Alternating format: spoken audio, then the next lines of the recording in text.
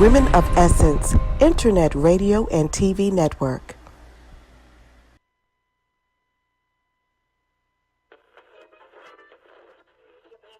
Sick and tired of being sick and tired. Had as much of you as I can take. I'm so done, so over being afraid. I've gone through the motions, I've been back and forth. I know that you're thinking you've heard this before. I don't know how to say it, so I'm just gonna say it, yeah. Fear you don't own me. There ain't no room in this story.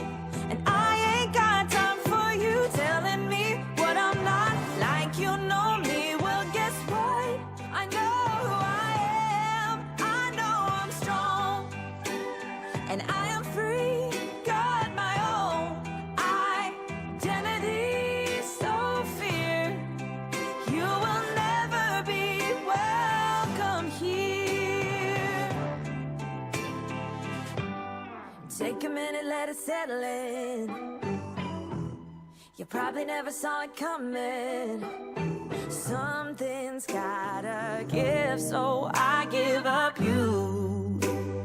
Oh, there's no room for you here, yeah, I've had enough. The no vacancy sign on my heart is lit up. In case you didn't hear it, here it is again. Oh, fear you don't own me. Again, this is Carol Moulton, your host on Tea Time with Carol. I want you to come on in the good room. We've got plenty of tea, the virtual kind, ready for you once again. And we've poured it out. It's nice and hot, ready. It's a nice, what do we have? We have a nice jasmine tea for you today. So come on in, get comfy. We've fluffed up the pillows again. And get ready for another wonderful program this afternoon, evening, wherever you happen to be. I know we are broadcast all over the world. It happens to be afternoon here. But we're going to continue our conversation today about fear. That was the breakup song. Once again, that's our theme. We're breaking up with fear. We just don't have room, don't want to have room, don't need him anymore. Fear may have served the purpose in the past, but we're saying goodbye to fear, and that's been our theme for the past several weeks. Today we have a wonderful guest. I'm going to bring her on in a moment. You're going to be excited to hear about her story and all the things that she has accomplished as she has moved through a number of stages concerning fear. You're going to want to stick around and hear all about her. But first, I have a story for you. It's a true story, and I think you're really going to enjoy it. It's not long, so don't leave. Don't turn away. But this is a story about a shark, and This is good. This is a good story. True story. There was a study by marine biologists, and they decided they were going to see what happened, with this shark. And they did this study for quite some time. What they did, they put the shark in a tank, and then they put some bait fish in. Well, you know what the shark did, of course. He ate the fish. So this happened over and over and over for quite some time. Well, then the biologists put a partition in the tank. So the shark could see the fish, but he couldn't get to them. And so for quite some time, the shark continued to bump his head against the partition because he, was looking at the tasty fish and he could get them before, and all of a sudden now he can't reach them. Well, that went on over a period of time, and finally the biologists removed the partition. But what do you think happened with the shark? He had gotten so discouraged that he stopped even trying. He no longer even tried to eat the fish. So I submit to you now, I know you're asking, what in heaven's name does that have to do with me and have to do with fear? Well, I submit to you that I think fear operates the same way. You're the shark. You've got great potential. You're fierce. You're wonderful. You're one of God's most beautiful creatures. But sometimes things happen where, you bump your head up against disappointment. You've bumped your head up against things that have happened in your life. You've been hurt. You've been bullied. Things have happened so that now when things occur, when opportunities occur, you see them, but it's like you're afraid that partition is still there, and you don't even try anymore. So what we want to do today is to move you past that partition. The partition has been removed. It's not even there anymore, but you still operate as if it is. You get that? You get where I'm going with that? You still operate as if a partition is still there, as if there's a barrier that keeps you from all the things that you want, from all the accomplishments, from all the success. You act as if there's a barrier there, but the barrier has been removed. I'm just here to tell you today, the barrier has been removed. So stop acting as if it's still there. So that's my story. I'm sticking to it. And I hope somebody got something out of that. So if you're listening on Facebook, I would really appreciate it if you could drop us a line or call in and give us some feedback on that. I'm interested in hearing your take on the story, and if that resonates with you, if you see how you've allowed fear to operate in your life, as if you still have a partition that keeps you from what you want to accomplish. And so let's think about that. But while we're waiting for those who wish to comment, I want to introduce you to my guest for today. She is originally from North Carolina, which is where a lot of my family is from, by the way. She is a writer. She's a very accomplished writer, by the way. She's a contributing author of a book called Dear Fear. Say that 3 times fast. Dear Fear. And that was actually one of Amazon's bestsellers. She works in several nonprofit areas. She teaches women how to be more confident in public speaking, which I think is pretty awesome. She's a founding member of a scholarship program for women from her hometown. She's a business owner. She teaches people how to trade foreign currencies. It's something that I've been meaning to get into called Forex, and it's kind of difficult. I haven't quite gotten there yet, but I know people are making money with it. She stands on, and this is one of my favorite scriptures, Philippians 4:13, I can do all things through Christ who strengthens me. So, Miss Ashley Little, are you with us today? Come on in. Yes, I am. I'm happy to be on this awesome show today. Well, thank you so much for joining us. You've got so many accomplishments. I couldn't list them all, but we really appreciate your coming in and spending a little time with us today. I read your writing. I read the contribution that you made to the book, Dear Fear, and thought it was just absolutely awesome. You packed a powerful punch in, it didn't take you a whole book to tell your story in a very powerful way. And so there are a couple of things that I want to ask you about. You talk about initially, you have a wonderful conversation about your grandfather and your relationship with him and his passing and how that affected you with respect to fear. Can you talk about that a little bit? Yes, I can. So in my book, when I talk about my grandfather passing, and I talk about how traumatic the passing was because, I had a fear of death until that happened. And that was the first time I had lost somebody very close to me. So going through that was very traumatic. You know, I was not living anywhere close to home at the time. I think I had been living in Kentucky during that time, and because I've lived many places with my career as well. So not being able to get there like I wanted to, and, you know, that's someone I talk to every day. So going through that was very, very traumatic, and I went through a season of depression as well. So I also saw that as a storm, but it wasn't a storm for me. It was a storm for someone else, you know, and testing my faith. And that's what I learned from that. And it was more so a growth opportunity for me to know to continue to push through and continue to, you know, not give up, because I knew that my grandfather wouldn't want me to. So during that time, of course, it was not a good season. It was definitely very traumatic, but I got through it. And I want anybody to know, you know, storms are going to come and they're going to make us very uncomfortable, but the difference is not giving up no matter what. So that's really what I learned through that. And when that happened, my fear of death, you know, I overcame that because I did have a fear of death at that time.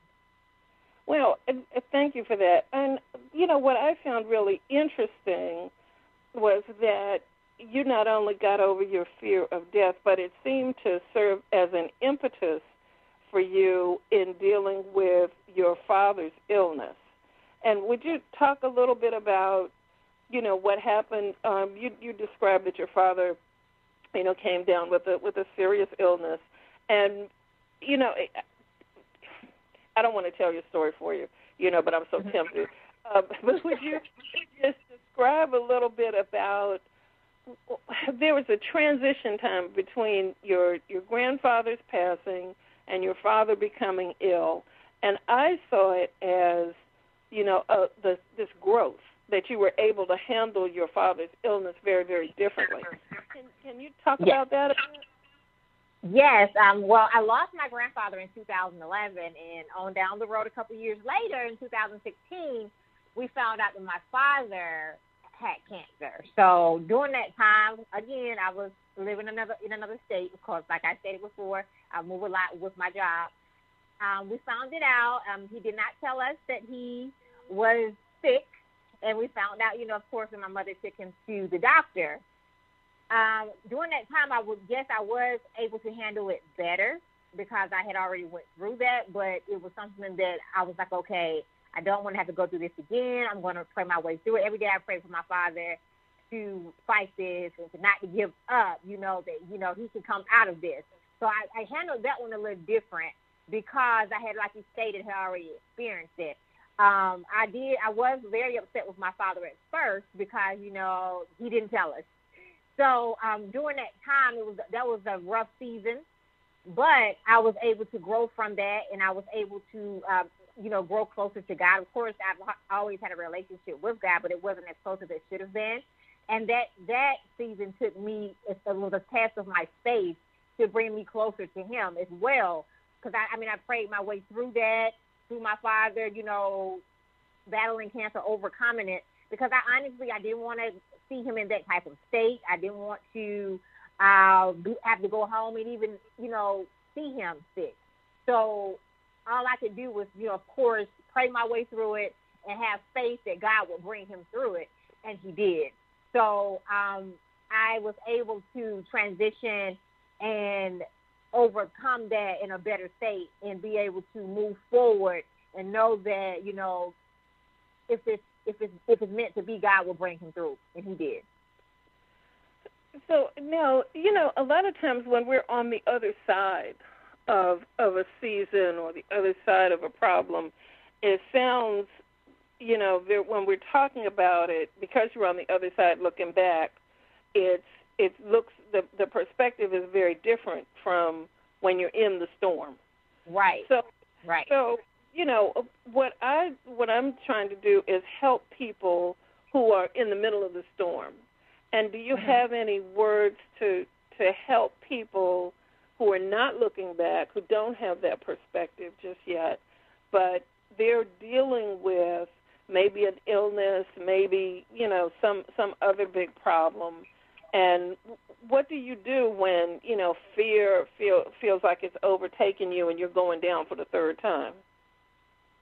my advice would be to not give up, to understand that, the storms make us stronger. I had to learn that storms make us stronger, and it's always a light at the end of the tunnel, that there's always a process before the win. I think people look at, the actual result, but they don't look at what it took to get there. So anybody that's going through this right now, I just would say pray your way through it and, not give up. Know that it's a reason why you're going through it. And most of the times when we're going through storms, they're not for us, they're for someone else. So that's what I would give to anyone. And if you quit, then you're not going to see the light at the end of the tunnel. And I'm not going to lie, it's hard when you're in it. It's very, very, very, very hard because, I went through states of depression. I went through many different feelings, with my grandfather and with my dad. But I knew that I had to stay strong, and I had to trust God that it would be okay, But you do have moments when you're like, I want to give up. You do have those moments, yes. But if it wasn't for prayer and if it wasn't for my relationship and it wasn't for my faith, I probably would have. So for anybody that's going through it, I would say, please do not give up and understand that storms are there to help us and to make us stronger, and be okay with being uncomfortable. Because if we're not uncomfortable, then we're not growing. And I think a lot of us don't want to be uncomfortable. We don't want to go through the process. We just want the end result, but we have to go through the process in order to get to the end. So I would say enjoy the process and enjoy the journey.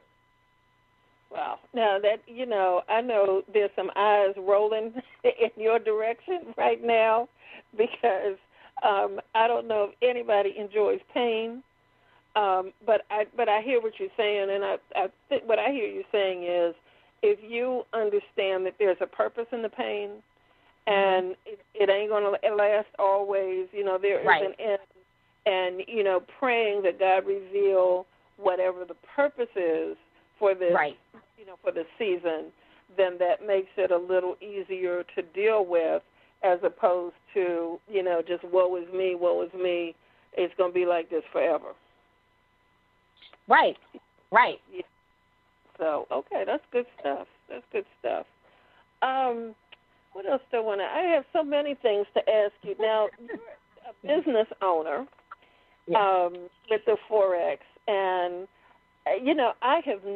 I've heard people talk about it, and I know that it's an interesting vehicle, but can you explain for me and for the benefit of everybody else what it is and what you do with it, and how you make it with it, with the Forex? Yeah. Mm-hmm. Yes.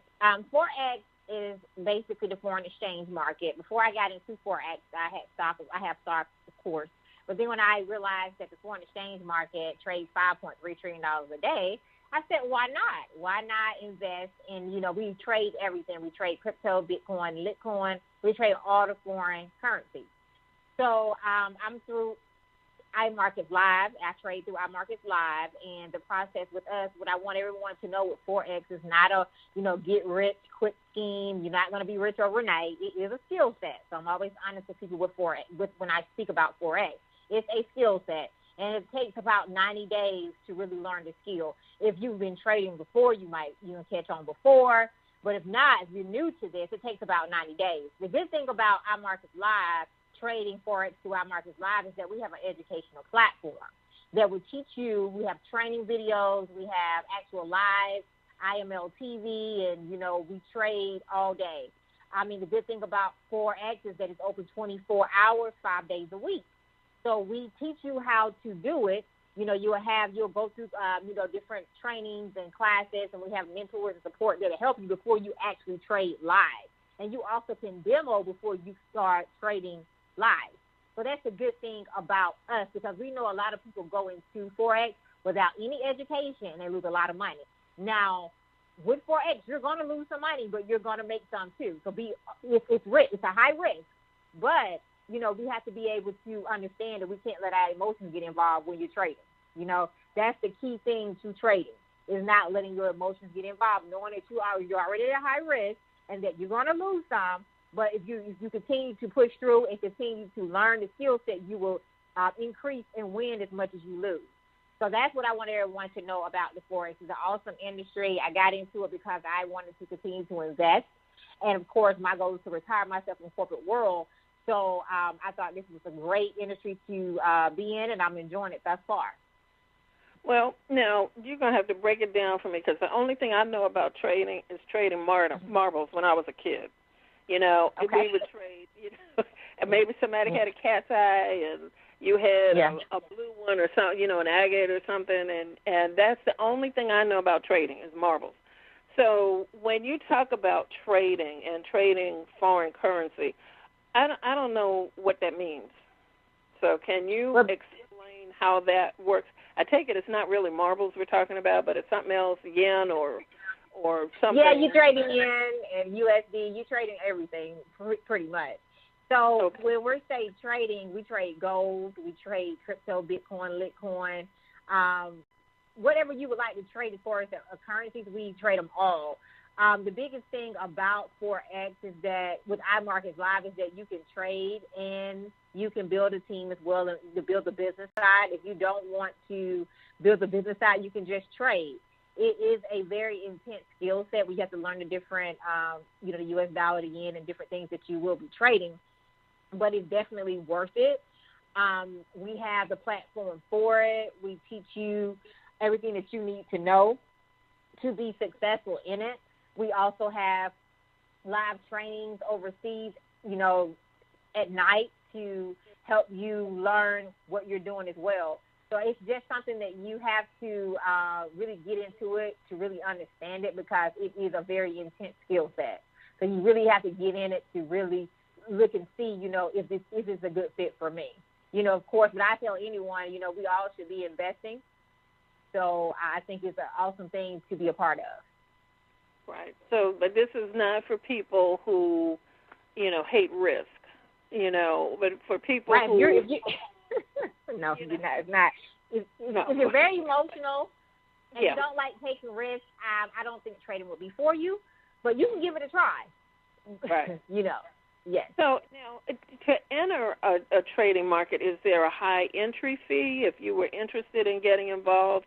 What kind of money are you talking about? Are you talking about $10,000? Are you talking about peanuts? You know, or something in between? To start trading, the minimum you have to have is $10 to start trading. Really? Mhm. Okay. Because your money, we don't like. I'm trading through Forex through iMarkets Live. So basically, they don't take any of our money. You go through a broker. JAFX is one of the brokers, or you know, so many different type of brokers you can use. Once you make your money, your trades, your money goes to your broker. If you decide to take it out of your broker account and put it in your bank account, you can do that, or you can just leave it in your broker account and let it continue to grow. It depends upon you. So say you made $10,000, you'll make $10,000.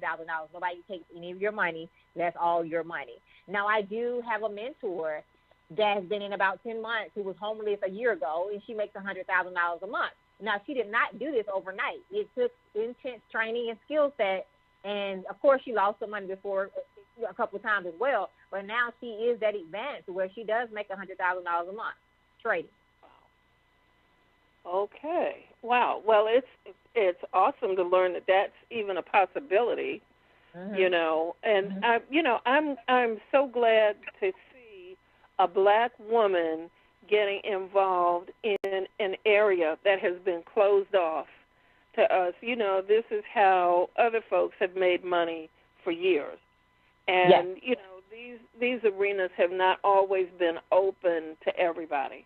So I am so glad to see someone, you know, who represents me being able to get involved and, you know, is willing to open the door for other folks as well. So that's great. So glad to know that there's low entry fee, but there's, you know, you're also cautioning people that there's a learning curve and it's a high-risk area. So, you know, as long as everyone understands those caveats, you know, then everything's good. So if somebody was interested in doing this, what should they do? You've got people interested. Somebody is saying, I can hear them saying, okay, I got $20 in my pocket right now. Now, what can I do, Ashley? Where do I start? Okay, so basically they're interested in, you know, being a part of Forex through iMarkets Live. they definitely can reach out to me through email because I like to build relationships with everybody I talk with to make sure that they understand. My email address is aalittle08@gmail.com. Again, my email address is aalittle08@gmail.com, or they can follow me on Facebook at Ashley Little, and we can go from there. Also, I will tell anybody it is an investment to get started, a one-time fee of $217, because that pays for, your platform, the educational platform pays for you to be able to trade and use our systems in order to trade the Forex, in order to trade the foreign currency. So it's a one-time investment of $217. Okay. And when you're trading, now, I've got my $20. I've got the $217, or I can get that in a couple of days or whatever, next payday. Mm-hmm. Now, I've got the 20. Now, what am I expected to contribute, or is this as I feel like, how much am I putting in? Like, okay, I've got the initial investment. Then where does it go from there? Am I looking at $20 a day? Am I looking at a month? What am I looking at going forward? Everybody's different, and we can't, speak on everybody's different with how much they're going to make, whether they're going to lose their $20 or whether they're going to increase it. So it just depends on the person. Some people, they put $20 in, they might hold it, and hold the trade for 2 to 3 weeks to see what it'll turn into. I know people that put $10 in, and in 6 weeks they've made $5,000. So it just depends on the person. That's not a guarantee. We cannot guarantee what you're going to make. It's just going to depend on the person and how they do their trades. And some people have put it in and lost it. So it's definitely a 50-50 chance. But we can't guarantee, because one person made $5,000, another person will put $20 in and they'll make $5,000. It just depends on the trade and how they do the trade and what type of trades they're doing and the skill sets and things like that. Okay. All right. I can't believe how fast the time has gone, but we're almost at the middle point. So we're going to pause here for a brief station identification. We want to remind everybody that we're brought to you by Women of Essence Radio and TV Network. You're going to listen to a station ID for a brief moment, and then we're going to come on back and talk some more about evicting fear.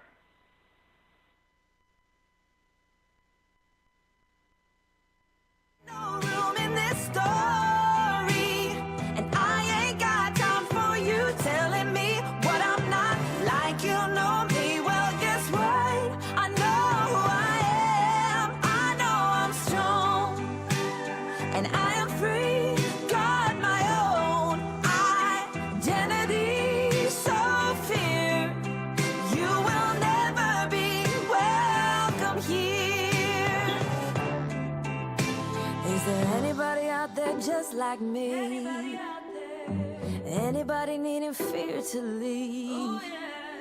If you don't know how to say it, sing along with me. Sing fear you don't own me. There ain't no room in this story, and I ain't got time for you telling me what I'm not. Like you know me, well, guess what? I know who I am. I know I'm strong, brave, and I am free. Got my own identity. So fear you will never be welcome here. Whoa.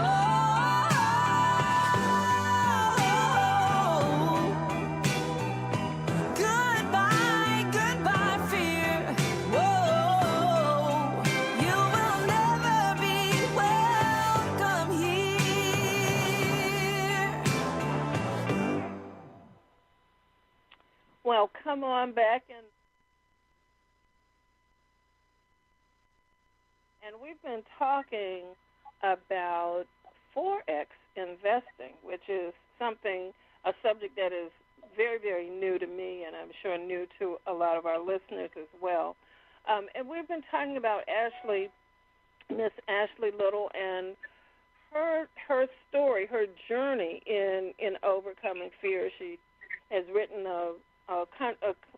she contributed to the book Dear Fear, Volume 2, and writing a letter. And what I loved about her story in particular is the eviction notice that she served on fear, which just really resonated for me, and that sort of goes along with our theme song too, where Francesca is singing and telling fear, "You're no longer welcome here."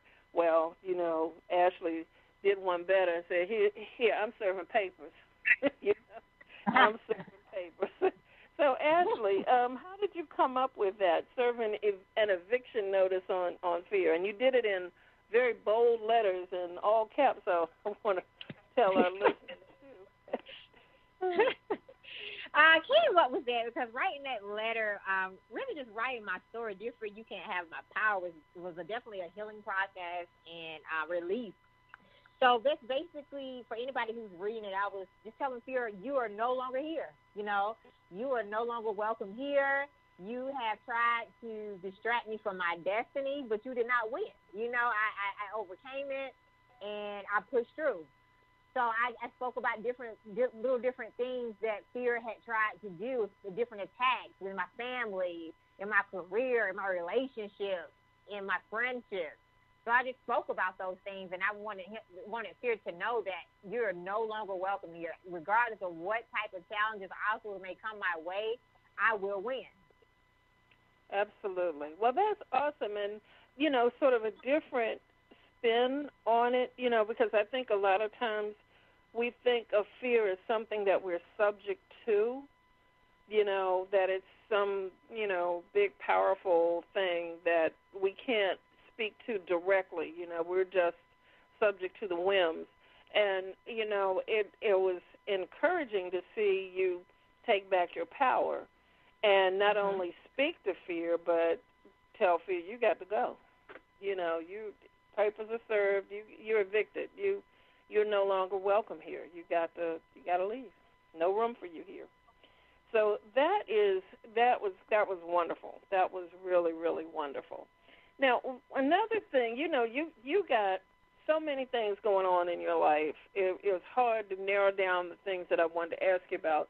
But there's one big area that I really want to explore with you. I know you work as an executive in the corporate world, and there are many, many, many women that I think are looking to move up into more leadership positions. And so would you talk a bit about, and I'd like to spend the rest of our time here on this part of your story and part of your journey. Would you share with our listeners, one, how you did it, how you got into the executive, into the C-suite and the corporate world, and how you were able to move up, because I think a lot of folks are interested in that. Okay. Well, I've been in the for-profit education industry for about 13 years, going on 14 years now.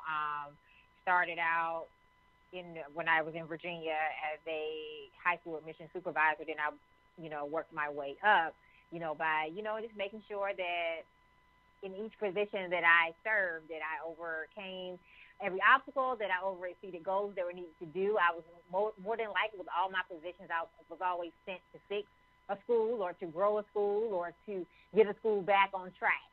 So that's something I love to do. I love challenges, and I love to grow schools and grow companies. So throughout my years, I've continued to move up the corporate ladder, which I'm very thankful for, and my results have always spoke for that. I did experience a very hard season of discrimination when I received my position, when I had to move to Kentucky for a position there.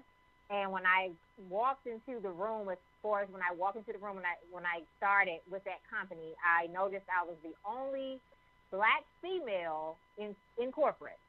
So I wasn't welcomed on my first day. I was not welcomed at all. I was welcomed with challenges. I was welcomed with, can she do this? I was told, these 3 schools here in Kentucky, no one has been able to save them. No one has been able to turn these schools around. And, we don't think you can do it, but you can try. So I responded and stated, I can do it. I've done it before, and I will do it. So that's what I did. I spoke with my results. I experienced a lot of people, wearing different masks. In public, we were okay, smiled in my face. Behind closed doors, trying to fire me and trying to terminate me because of the color of my skin.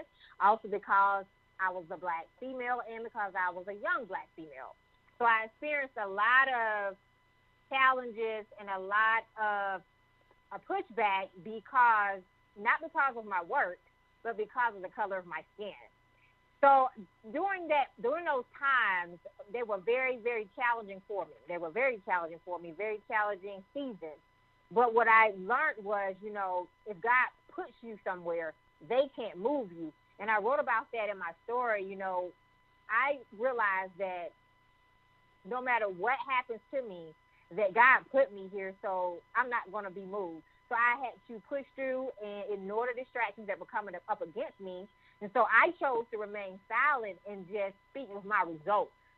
So instead of me, addressing the different things that were happening to me, the distractions is what I call them, and the different trials that were against me, I chose to work 10 times harder because I do believe that no matter how high you get as a black woman, you're going to have to work 10 times harder. So I worked 10 times harder, and I was able to save the schools in Kentucky the doors were about to shut. Within 6 months, I turned those schools around, grew those teams, and grew the census in 6 months. And so I was able to show my results, which spoke for me. Of course, the chatter continues, but my results spoke for me, and you couldn't move me. So for anybody that's going through, discrimination right now, have been through it, it's not a good feeling at all. It's a horrible feeling. But I had to learn because I haven't always learned, hadn't always, always responded in a way because, when I see something that is not right and is not ethical and, just plain out discrimination, I wanted to speak up. But I realized that, Ashley, you fight on your knees, not with your hands. So with that, I realized that remaining silent was the best way to go because my results will speak for me. And that's how I handle that season of my life and understanding that, they can't move you because they didn't put you here. You're assigned here. My assignment was to come in and to grow those schools and turn those schools around. And that's what I had to focus on. Now, you said a mouthful. And let me go back to a couple of things that you said. Okay. Because, I rather suspect that given how things are in this country right now, there are probably a lot of people who are facing that kind of discrimination on their jobs. And it's a difficult thing. I work in that area, and it's not easy to deal with it. There's an emotional toll. There's a mental toll. And I think sometimes it's very difficult, not sometimes, all the time, it's difficult to mentally wrap your head around, why am I being treated like this? Because I'm a woman, because I'm black, and, look at the result. Look at my work. Why aren't we focused on that? Why are you focused on, whatever, protected class you're focused on, whether it's, the fact that I'm a woman or the fact that I'm over 40 or the fact that I'm black. Why is that even an issue given that we're in the 21st century? Well, who cares about that? So, but you said, and I want to go back to this because I think this is key to fighting whatever battle that you may have. You said you fight on your knees. And for people who may not be familiar with that phrase, what does that mean? That means your prayer life, your faith, believing and trusting in God that he will fight that battle for you. It's a way, and I always say it's a way to speak up for yourself, but I always believe that your results will speak for you, and that when you pray your way through it, that you will come out on top. Because if I would have went the other way and decided to entertain the distractions, that's what they wanted me to do. You know, Right. don't give people a reason. Don't give them a reason to push you out, you know, right? And I knew they didn't have any reason. Say they were trying to find reasons to terminate me. You know, they were trying to, but I decided to pray on my knees and let God handle that, which He did, and my results spoke for me. Because if we give in to those distractions, that's when we lose. Right. When we give in to, that's what they want us to do. Right. So what I hear you saying is, you know, be impeccable with your word, Yes. be impeccable with your work, and rise above. You know, rise above, because it, you know, when you're soaring, you know, people can't. There's nothing they can do about it. They can't mess with you when you're turning in your work. But you're absolutely right. You know, if you go back and try to, you know, entertain it, you know, well, you said this and you said that, and it becomes a he said, she said kind of thing, it does become a much bigger distraction. And it's difficult to do because flesh wants to say you're wrong and argue and, you know, tell these people off and cuss them out and all those kinds of things. And what I hear you saying is, you know, if you focus on prayer and if you understand your purpose in being there in the first place, then, you know, you don't give in to flesh. It just wants to cuss them all out real good one time, you know, and then go sit down somewhere, you know. Right. Because I had to realize that, and I think we all have to realize when we're going through things, those songs it's not about me. This song wasn't about me. It was for someone else, you know? So I had to realize that, and I had to remember, in the words of Michelle Obama, when they go low, we go high. Exactly. So I had to, you know, remember those things. Right. So, yes, that's the way I handle it, and I'm glad I handled it that way because I'm continuing to soar. If I were to have handled it another way, that would have knocked me back. You know, that would have put me back or set me back, you know. But the assignment was on my life, so it wasn't – whatever came against me wasn't going to work. So, you know, I really want to help somebody today with that because I know that there's somebody who's listening today who's struggling on their job, who really feels like, you know, they're being treated unfairly and these folks are against them, and they may be black and have a black supervisor and still feel like they're being discriminated against. And that may be true. But, you know, I think your words are, you know, excellent. It's excellent advice, and it's well spoken and well taken to focus on your purpose. What's my purpose in being here? Yes, they're unfair.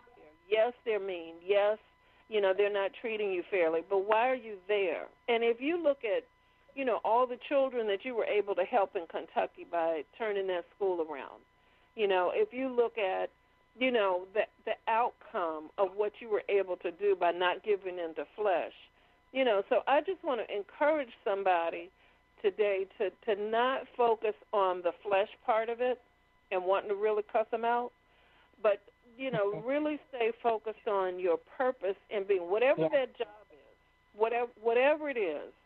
You know, if you're, you know, sweeping floors every day, there's a purpose for you doing that, you know, and there's an honor to that. And so don't focus on, you know, people being mean or being disrespectful to you. You know, God will move things. You just keep praying. Things will move, you know, and you'll be elevated if you're faithful. You know, if you're faithful over a few things, you'll be master over many. So, you know, but I want to continue in this vein. So you dealt with the discrimination, and you're still an executive. You're still moving on up. And so for women in executive positions, now I'm one also in the federal government, just to be 100% transparent, and it's not easy. But you know, I'm sure there are a lot of people saying, how do you get there? How did you get to be, okay, so you got the degrees, you got, you know, the training, you moved your way up, but how do you make that leap? It's a big leap from, the management type and supervisory type positions to being an executive. So how did you make that jump into executive land? Well, the key thing is just staying focused, knowing what you're there to do and focusing on, speaking with your results, basically, making sure that you're doing what, always 150% or more. Of course, building those relationships, because relationships are important. Your destiny, I believe that your destiny is connected to your connections. So building those relationships and always, I always have mentors, in my career and in entrepreneurship as well. So having those mentors that have went through or have been there, done that, to lead you and help you get there as well. And that's what I contribute to a lot of my success, the mentors that I have and still have now today, as well as making sure that I always gave 150% or more. But I always set myself up for a goal of this is where I want to be within a year, or this is where I'm going to be in the next 2 years. And just making sure that you're working towards those goals. But it does take a level of maturity, and it does take turning your cheek and being very careful with how you deliver your words, and whether you like what's going on or not. And just the key thing is just staying focused. So that's really how I got there. And they knew that, my work spoke for itself on top of that. So getting there, was it sometimes stressful? Yes, it was. But I was determined to do it no matter what came my way. I was determined to meet my goals and write my goals out and know that this is what I have to do to get there. And I tell everybody, get a mentor. Get a mentor in your field. Get a mentor that's been there, done that you want to become. And that's what I did. So I knew that I wanted to be on the executive team. So I have a mentor that's on the executive team, and letting that person coach you, and be open to constructive criticism, and know that that person always has your best interest. That's what a mentor is for. And if you follow that path, because my thing is, you can't follow somebody that hasn't been there and done that. If you're following somebody that you call a mentor and they haven't been where you want to go, then you might need to find out another mentor. So I would say that's really how I got to where I got. Just building those relationships and those different connections. Well, that's good. There are a couple of things in what you said. One is, if you're looking at a mentor who hasn't already done it, they can't. You said it. They can't take you where they have not gone. And so that may be a friend, that may be a buddy, a lunch buddy or something, but that is not a mentor. Right. One thing that I have found, and you also said be real clear about your goals. I would add a couple of things to that. One is be real clear about your level of integrity. Yes. Be real clear about that, because, you can, what I have seen is if you're in a place where people are out of integrity, you may, to be popular, you may want to fall in with them and do things that are not appropriate. But you want that promotion. You want to be in with the in crowd. You want certain things out of it. And if it goes against your moral values and your level of integrity, you are making a big, humongous mistake, and one that you may not be able to come back from. That's a biggie. You have to decide your level of integrity. There's certain things I'm just not going to do. Right, me either. Mm-hmm. I'm just not. So don't ask me, because I'm not going to do it. And that may make you unpopular. But you've got to be willing to take a stand for certain things. And when you start compromising on your values, then that's a slippery slope, The other thing that I would recommend is not getting involved with anybody in your office, like on a romantic kind of level. Mm-hmm. You want to talk about that a little bit, Ashley? Yes, that's very important. your personal life and your work life, your career should be two separate lives. So I'm very big on that. I'm very big on when I'm at work. I'm at work because I have a job to do. I'm here to do my assignment, and we're going to keep it professional. And, of course, my personal life is different. I don't even share my personal life at work. We don't even discuss that. Mm-hmm. So I tell anyone, please keep that separate. Please keep that separate, because if you don't, most of the time you will regret it. So I keep it separate. I don't even discuss my personal life. So I don't even have pictures in my office of my personal life. So I keep it professional at all times. And I tell anyone that if you want to continue, because you're already going to face enough challenges anyway, don't give them something else. Right. Don't give, that's the truth. And then, dealing with somebody at work can get messy. Yeah, that too. It's all sunshine and tulips and, all that when things are going well. And then if it doesn't go well, then it can get really, really complicated. And if you're on the rise, you don't want people looking at you as the woman who was involved with so-and-so, because then you become typed as the woman who was involved with so-and-so. And they're not even looking at your skill set. Now, they're just looking at, because people gossip. Come on, let's be real. Everybody gossip. Yes, they do. Yep. And so, like Ashley said, you don't want to give them anything to talk about, So what else is important as an executive, Ashley? What other things, what other recommendations do you have for anybody who's looking to make that big jump? Or leadership professional. Mm-hmm. Go ahead. Just being professional at all times, and always making sure you're fair. Be fair with everybody. Treat everybody the same. I'm very big on being fair because, I've been through different challenges and different things, so I'm very big on that. So I know how it feels to be mistreated and, things not being, fair. So I treat everybody fair. So if you're blessed to get in a leadership role or executive role, always be honest, be fair with everybody. Don't have favoritism, Treat everybody on the same wavelength and keep it professional at all times. I tell that to anyone, because if you don't, you're going down a very slick road, and most of the time that road will crash for you, because, employees they'll find ways to get you out if they feel that they're treated unfairly, even if it's not the truth. So just keep everybody on the same wave. Treat everybody the same. Don't talk about, conversations outside of work. Don't go out with your employees outside of work on the weekends, hanging out with them, because it just leads down the wrong road. So if you just keep it professional at all times, it will save you a lot of headaches.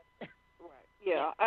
I think you said it well when you said, keeping the professional and the personal separate. I don't go to work looking for friends. Right. Those are not people that I socialize with. And, the office where I work, that used to be the case. I mean, everything kind of overlapped, because everybody was socializing. They did a lot of socializing on the weekends and after work. And, I don't want to, I'm not much of a drinker to start with. I may have a glass of wine once in a blue moon. But I don't want to socialize with people that I work with. I don't want to drink with them. I don't even want to have iced tea with them, And it's not that I'm unfriendly. It's that, my parents always taught me to keep my professional life. My mother was really big on this, separating your personal from your professional. And I know a lot of people. I can hear people saying, "Well, why? These are my friends. These are they're good not people." Your friends. No, they're not your friends. No, they're not. Mm-hmm. Let's see what happens if you get a promotion and your girlfriend doesn't. Let's see how long she's your friend. Let's see how and then you have to understand, and just leading back to what I was talking about in my story, that everybody, the rules are not the same for everyone. Just remember that. The rules are not the same for everyone, and sometimes what one person might get away with, the other one's not. And sometimes just understand that the rules are not the same for everyone. We can't, and I'm just going to speak because I've been through it. As a black woman, you can't do, no, you always have to work 10 times harder. So always stay focused and not get comfortable, because the rules are not the same. They're not going to be the same. Right. And you know what? You better say it, because I know that is the honest to heaven, absolute truth. You know, if you're looking for the rules being applied the same, you're going to be very disappointed. You're going to be very upset. It does not work that way. I mean, you can be upset about it. You can get emotional about it all you want to, but you may as well understand and accept that is the reality of the space that we are in right now. Can we work to change it? Of course. Is it different right now? No. So if you don't understand that, that is so critical. You know, I have seen that. There was a situation, this was several years ago. There was a guy that I worked with. He's a black man. He was good. You know, at the time, he and I were the two highest ranking black folks in the agency. This is not where I am now. This is years ago. And he made a mistake. You know, he was using Federal Express or something to send off his bills. Okay. This was at a time when people weren't using the internet to pay their bills like they do now. But he was using Federal Express. And when the higher ups found out about it, now this is government, you know, I work for the government, and this was a government agency. They tried to make criminal charges out of that. And he got so upset, and I said, you know, Department of Justice doesn't have time. I mean, it may have been $1,000 or something. I don't know what the amount was. But, you know, I've seen people who have done like thousands, millions of dollars that were inappropriate. And I'm not saying that was okay, but it was overkill for them for the higher-ups to refer this guy to the Department of Justice. And I said, look, you know, so he quit his job because he felt like he was going to go to jail, you know. I said, the Department of Justice, you know, for this kind of stuff, all they're going to do is tell you how do you want to pay the money back. Was it the wrong thing to do? Absolutely. But, you know, it goes to your point of the rules not being applied the same way.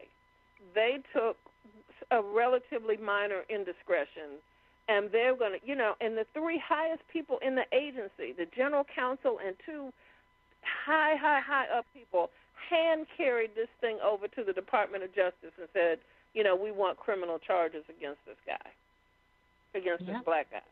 Meanwhile, back at the ranch, you know, there are other folks who are stealing, you know, much bigger amounts of money. Nobody says anything about that. So, again, you know, I want it to be clear that I'm not saying either one is okay. Right. You know, theft is theft. But in one case, it's a huge monumental thing, you know, where we want this person to go to jail, we want his job, we want blah, blah, blah. With the other cases, you know, kind of give him a pat. Oh, George, just don't do that anymore. you know what I'm saying? Yes, and I think for anybody who wants to get in any type of leadership position, if you do not understand that concept, then leadership will not be for you, because you will not last. Right. No, you won't. No, and you will be eternally frustrated. So, be real clear that the rules are going to be different. You know, they're just going to be different. So, well, we are winding up. I think we've got just a couple of minutes left, and I really, you know, I could have go on and talk for another hour, actually, honestly, because you've been a wonderful guest, and you've got so many things to share on so many different levels, and I think our listeners have really gotten a lot from this conversation. But you got any thoughts for us in closing, and then I've got a final thought that I'll end up with. I would just tell Yes, I would just tell anyone to just focus, always stay focused. Don't be afraid to take risks. You know, don't be afraid to fail. I don't know one successful person that has not failed. And if you fail, learn from it and do it again. So just be okay with being uncomfortable. I think that's a big thing. No one wants to be uncomfortable. Be okay with being uncomfortable because it's definitely a growth opportunity. And I always remember that you have a voice and stand up for what is right.